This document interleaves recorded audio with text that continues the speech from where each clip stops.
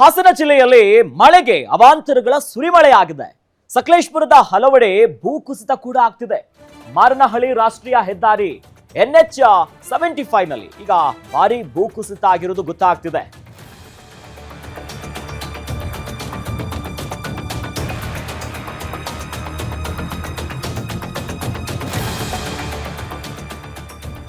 ಇನ್ನು ಸಕಲೇಶಪುರದ ಮಾರನಹಳ್ಳಿ ರಾಷ್ಟ್ರೀಯ ಹೆದ್ದಾರಿ NH75 ಅಲ್ಲೂ ಕೂಡ ಭೂಕುಸಿತ ಆಗ್ತಿದೆ. ಸುಮಾರು ರಾತ್ರಿ 2 ಗಂಟೆ ಸಂದರ್ಭದಲ್ಲಿ ರೀತಿಯಾಗಿ ಆಗಿರೋದು. ಅರಣ್ಯ ಸಿಬ್ಬಂದಿ ಹಾಗೂ ಪೊಲೀಸ್ ಸಿಬ್ಬಂದಿಯಿಂದ ತೆರವು ಕಾರ್ಯ ಆಗಿದೆ. ಬೆಂಗಳೂರು ಮಂಗಳೂರು ಶಿರಾಡಿ ಘಾಟ್ ರಸ್ತೆ ಏನಿದೆಯಲ್ಲ ಇದು ಬಂದ್ ಆಗಿದೆ. ಯಾವುದೇ ವಾಹನಗಳು ಘಾಟ್ ಮೂಲಕ ಬರಬಾರದನ್ನೋದಾಗಿ ಸೂಚನೆ ಕೊಡಲಾಗಿದೆ. ಹಾಸನದಿಂದ ಬದಲಿ ಮಾರ್ಗವನ್ನ ಮಾಡಲಾಗಿದೆ ತಾಲೂಕು ಆಡಳಿತ ಮಂಡಳಿಯಿಂದ.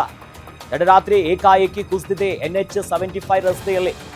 ಈ ನಿಟ್ಟಿನಲ್ಲಿ ಗ್ಯಾರಂಟಿ ನ್ಯೂಸ್ ಕೂಡ ರಿಯಾಲಿಟಿ ಚೆಕ್ ಅನ್ನ ಮಾಡಿದೆ. ಅಲ್ಲಿ ಯಾವ ರೀತಿಯ ಕೆಲಸ ಆಗ್ತಿದೆ, ತೆರವು ಕಾರ್ಯವನ್ನ ಹೇಗೆ ಮಾಡ್ತಿದ್ದಾರೆ, ಜನರಿಗೆ ಯಾವ ರೀತಿಯಾಗಿ ಬದಲಿ ಮಾರ್ಗವನ್ನ ಕೊಟ್ಟಿದ್ದಾರೆ, ಎಲ್ಲವನ್ನ ಕೂಡ ಗ್ಯಾರಂಟಿ ನ್ಯೂಸ್ ಅಲ್ಲಿ ರಿಯಾಲಿಟಿ ಚೆಕ್ ಅನ್ನ ಮಾಡಿತ್ತು.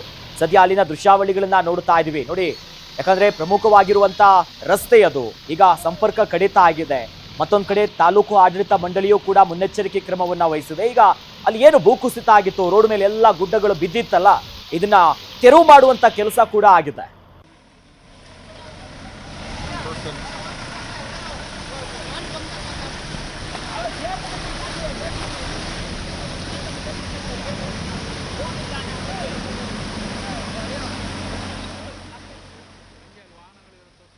ಚೇತನ್ ಒಂದು ರಿಯಾಲಿಟಿ ಚೆಕ್ ಅನ್ನ ಮಾಡಿದ್ದಾರೆ, ಬನ್ನಿ ನೋಡೋಣ. ಹಾಸನ ಜಿಲ್ಲೆಯ ಸಕಲೇಶಪುರದಲ್ಲಿ ವರುಣ ಅಬ್ಬರಿಸಿ ಬೊಬ್ಬಿರಿತಾ ಇದ್ದಾನೆ. ಈಗಾಗಲೇ ಸಾಕಷ್ಟು ಅವಾಂತರಗಳಾಗಿದೆ. ಇದರ ಬೆನ್ನಲ್ಲೇ ರಾಷ್ಟ್ರೀಯ ಹೆದ್ದಾರಿ ಸಕಲೇಶಪುರದ ಶಿರಾಡಿ ಘಾಟ್ನಲ್ಲಿ ಬಹು ದೊಡ್ಡದ ಬೃಹದಾಕಾರದಲ್ಲಿ ಭೂಕುಸಿತವಾಗಿದೆ. ಸುಮಾರು ನೀವಿಲ್ಲಿ ದೃಶ್ಯಾವಳಿಯಲ್ಲಿ ಗಮನಿಸ್ತಾ ಇದ್ದೀರಿ. ಈಗಾಗಲೇ 2 JCB ಯಂತ್ರಗಳನ್ನು ಬಳಸಿ ಈಗಾಗಲೇ ತೆರವು ಕಾರ್ಯಾಚರಣೆಯನ್ನು ಮಾಡಲಾಗ್ತಾ ಇದೆ.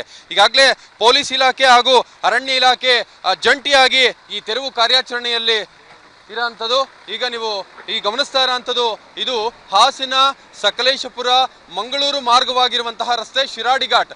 ಏನು ಮಾರನಹಳ್ಳಿಯ ಗಡಿಯ ಬಳಿ ಈ ದೊಡ್ಡ ಪ್ರಮಾಣದಲ್ಲಿ ಭೂಕುಸಿತವಾಗಿರೋದು. ತಡರಾತ್ರಿ 2 ಗಂಟೆಯಿಂದನೂ ಕೂಡ ಸಾವಿರಾರು ಪ್ರಯಾಣಿಕರು ಪರದಾಟವನ್ನ ಅನುಭವಿಸ್ತಾ ಇದ್ದಾರೆ ಅಂತಲೇ ಹೇಳಬೇಕು. ಯಾಕಂದ್ರೆ ಈಗಾಗಲೇ ಏನು ಆನೆ ಮಹಲ್ ಬಳಿ 2 ರಿಂದ 3 ಕಿಲೋಮೀಟರ್ ಗಟ್ಟಲೆ ಸುಮಾರು ವಾಹನಗಳು ಅಂದ್ರೆ ಟ್ರಕ್ ಸೇರಿದಂತೆ ತರಕಾರಿ ದಿನನಿತ್ಯ ಬಳಸುವಂತಹ ತರಕಾರಿ ಗೂಡ್ಸ್ ಹಾಗೆ ಏನು ಮಂಗಳೂರಿಗೆ ಪ್ರಯಾಣ ಮಾಡ್ತಿದ್ದಂಥ ಪ್ರಯಾಣಿಕರು ಎಲ್ಲರೂ ಕೂಡ ತಡರಾತ್ರಿ 2 ಗಂಟೆಯಿಂದ ಇಲ್ಲೇ ಬೀಡು ಬಿಟ್ಟಿರೋ ಅಂಥದ್ದು. ಅಂದರೆ ಈಗಾಗಲೇ ಸಾಕಷ್ಟು ಪ್ರಮಾಣದಲ್ಲಿ ಅವಾಂತರಗಳನ್ನು ತಂದಿಟ್ಟಿರುವಂತಹ ವರುಣ ಈಗಾಗಲೇ ಬಹುದೊಡ್ಡ ಮಟ್ಟಿಗೆ ಭೂಕುಸಿತವಾಗಿರೋದು ನೀವಿಲ್ಲಿ ಗಮನಿಸಬಹುದು. ನನ್ನ ಬಲಭಾಗದಲ್ಲಿ ಎಷ್ಟು ರೀತಿಯಲ್ಲಿ ಜಲಪಾತದ ರೀತಿಯಲ್ಲಿ ನೀರು ಹರಿತಾ ಇದೆ ಅಂತ ನೀವು ಗಮನಿಸಬಹುದು. ಇಲ್ಲಾಗಲೇ ನೂರಾರು ಪ್ರಯಾಣಿಕರು ಇಲ್ಲಿದ್ದಾರೆ. ಅವ್ರನ್ನ ಮಾತನಾಡಿಸ್ತಾ ಹೋಗೋಣ. ಅವ್ರನ್ನ ಸರ್, ತಾವು ಎಷ್ಟೊತ್ತಿಂದ ಇಲ್ಲಿದ್ದೀರಿ ಸರ್? ರಾತ್ರಿ 1:30ಯಿಂದ ಇಲ್ಲೇ ಇದ್ದೀವಿ. ಎಲ್ಲಿಗೆ ಪ್ರಯಾಣ? ಇದಕ್ಕೆ ಕೊಲ್ಲೂರು. ರಾತ್ರಿ 1:30 ಘಾಟಿಗೆ ಬಂದಾಗ ಇಲ್ಲಿ ಗುಡ್ಡ ಕುಸಿತ ಆಗಿದೆ ಅಂತ ನಮಗೆ ಇನ್ಫಾರ್ಮೇಶನ್ ಬಂತು. ಅಲ್ಲೇ ಗಾಡಿ ನಿಲ್ಲಿಸಿ ಇಲ್ಲೇ ಇದ್ದೀವಿ. ನಾವು ಬೆಂಗಳೂರಿಂದ ಬಂದಿದ್ದೀವಿ. ಬೆಂಗಳೂರಿಂದ ಬಂದಿರೋದು. ನಾವು ರಾತ್ರಿ 2 ಗಂಟೆ ಆಯ್ತು ಬರೋದಕ್ಕೆ. ಇಲ್ಲಿ ಬಂದಾದ್ಮೇಲೆ ಗೊತ್ತಾಯಿತು ಗುಡ್ಡ ಕುಸಿದೆ, ಮರ ಬಿದ್ದಿದೆ ಅಂದ್ಬಿಟ್ಟು ಬಂದು ನೋಡ್ಕೊಂಡು ಹೋದ್ವಿ. ಫುಲ್ ಜಾಮ್ ಆಗಿತ್ತು, ಗಾಡಿ ಓಡೋಕ್ಕೆ ಚಾನ್ಸ್ ಇಲ್ದಂಗೆ ಆಯಿತು. ಅಲ್ಲಿ ಅವಾಗಲಿಂದ ಆಟ್ ಮಾಡ್ತಾ ಇದ್ದೀವಿ. ಎಷ್ಟೋ ಗಾಡಿಗಳು ಹೊತ್ತು ರಿವರ್ಸ್ ಹೋದ್ವು, ರಿಟರ್ನ್ ಹೋದ್ವು. ಎಷ್ಟು ಜನ ಇದ್ದೀವಿ? ನಾವು 4 ಜನ ಇದ್ವಿ.